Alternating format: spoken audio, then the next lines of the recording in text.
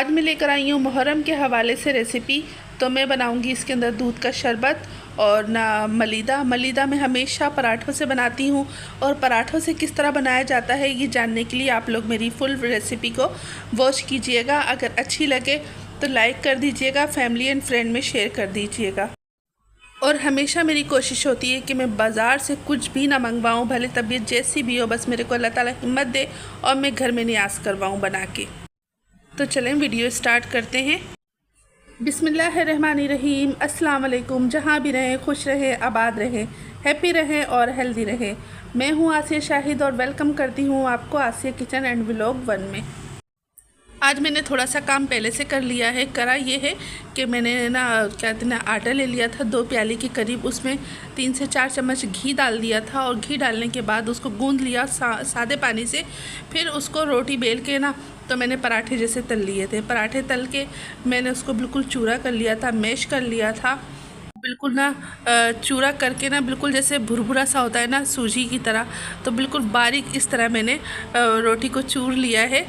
और चले अब मैं दिखाती हूँ। तो ये देखें मैंने बिल्कुल भुरभुरी सी पराठे बना के ना बहुत भुरभुरा सा इसको चूर लिया है, चूरी जैसी बना ली है बिल्कुल बारीक। और फिर इसके अंदर ना पिसी हुई चीनी डाल दी है मैंने। पिसी हुई चीनी डालने के बाद और मैंने इसके अंदर 4 से 5 इलायची कूट के डाल दी है।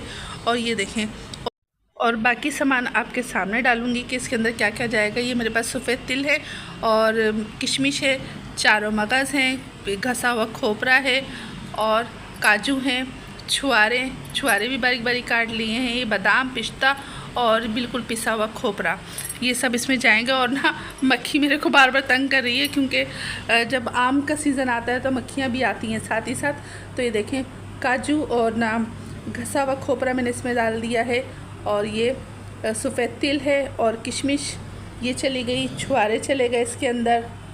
और ना ये मैंने पराठे ना असली घी से बनाए हैं, और ये चारों मगज़ चले गए, बादाम चले गए। और अब डाल दूँगी मैं क्या कहते हैं पिस्ते डालने के बाद अब घसा हुआ खोपरा इसके अंदर डाल दूँगी। और यकीन करें ये इतना मज़ेदार सा बनता है ना मलीदा, इतना मज़ेदार सा बनता है कि आप एक बार बनाएंगे ना, और ये ख़राब भी नहीं होता। आप रखें ना इसको फ्रिज में तो ये बिल्कुल भी ख़राब नहीं होता, और ना बहुत ज़बरदस्त सा लगता है। आप चाहें तो इसके लड्डू भी बना सकते हैं, मगर मैंने ऐसे ही सिंपल मलीदा सा रखा है। तो देखें मज़ेदार सा मलीदा तैयार हो गया है।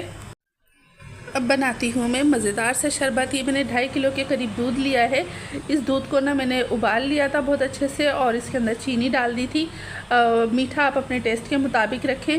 और पहले से मैंने ग्रीन और रेड कलर की जेली बना के ना इसके बारीक बारीक चम्स काट ली हैं। ये देखें जेली भी कटी हुई है।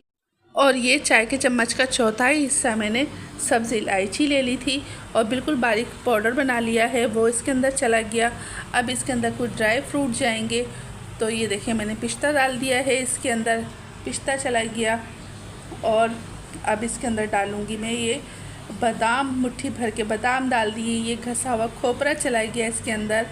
और थोड़े से मैं इसके अंदर डाल दूँगी ये चारों मगज़, ये भी डाल दिए मैंने इसके अंदर। और ये देखें अब इसको अच्छे से मिक्स कर लूँगी, क्योंकि मैंने ये सब ठंडा कर लिया था दूध पहले से ना, और ठंडा करने के बाद मैंने ये सारी चीज़ें इसके अंदर मिक्स की हैं। ठीक है, अब इसके अंदर डालूँगी मैं रूह अफ़ज़ा। आप कोई सा भी शरबत डाल सकते हैं, कोई सा भी फ्लेवर डाल सकते हैं। मैंने इसके अंदर रूह अफ़ज़ा शामिल किया था, और तकरीबन 1 छोटी बोतल इसके अंदर मैंने पूरी डाल दी थी कि कलर बहुत अच्छा सा आए, बिल्कुल ना लाइट पिंक सा ना लगे, थोड़ा सा शरबती कलर जो होता है ना वो इसके अंदर दिखना चाहिए। तो अब मैं इसको अच्छे से मिक्स कर लूँगी। और ये देखें मैंने बहुत अच्छे से ना मिक्स करने लग गई हूँ। और अभी देखें इसका कलर चेंज होता जाएगा। अभी इसके अंदर ना बर्फ़ भी डालूँगी, ताकि ना बर्फ़ के बगैर तो शरबत नामुकम्मल है ना, तो इसके अंदर बर्फ़ भी डालूँगी। और तुख़म मलंगा भी डालूँगी। ये लें, ये तुख़म मलंगा मैंने पहले से भिगा लिया था। तुख़म मलंगा भिगा के ना छोड़ दिया था मैंने, अब इसके अंदर चला गया। और इसके डालने से ना यकीन करें बहुत अच्छा लगता है। ये बहुत ठंडा होता है ना। अब इसके अंदर जेली चली गई, रेड कलर की जेली डाल दी है, ग्रीन कलर की भी जेली डाल दी है। थोड़ी सी मैं रोक लूँगी, ताकि ना वो जब मैं गिलास में सर्व करूँ ना तो फिर उसमें दिखाई दे ये जेली आप लोगों को। तो देखिए माशाल्लाह अल्हम्दुलिल्लाह मज़ेदार सा शरबत बन गया है, और मलीदा भी बन गया है। और आप देखें कितना मज़ेदार सा लग रहा है ये। और ना यकीन करें मलीदा तो बहुत मज़ेदार सा बनता है ना, क्योंकि बिल्कुल बारीक चूर लेती हूँ मैं रोटी को ना। तो और चीनी भी मैं हमेशा इसके अंदर पीसी हुई डालती हूँ, क्योंकि जब बगैर पीसी हुई चीनी डालें ना तो वो मुंह में आती है तो वो कुछ अजीब सा लगता है। और ये मेरी मुहर्रम की नियाज़ आप लोगों के सामने तैयार है। तो बस अल्लाह ताला हम सब की नज़र नियाज़ को कबूल फ़रमाए अपनी बारगाह इलाही में, आमीन सुम्मा आमीन।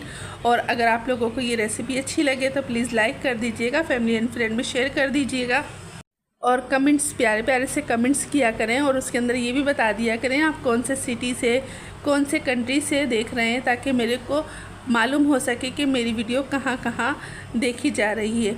इंशाल्लाह फिर आपके सामने इसी तरह की मज़ेदार सी रेसिपी के साथ हाज़िर होंगी। अब चाहती हूँ इजाज़त।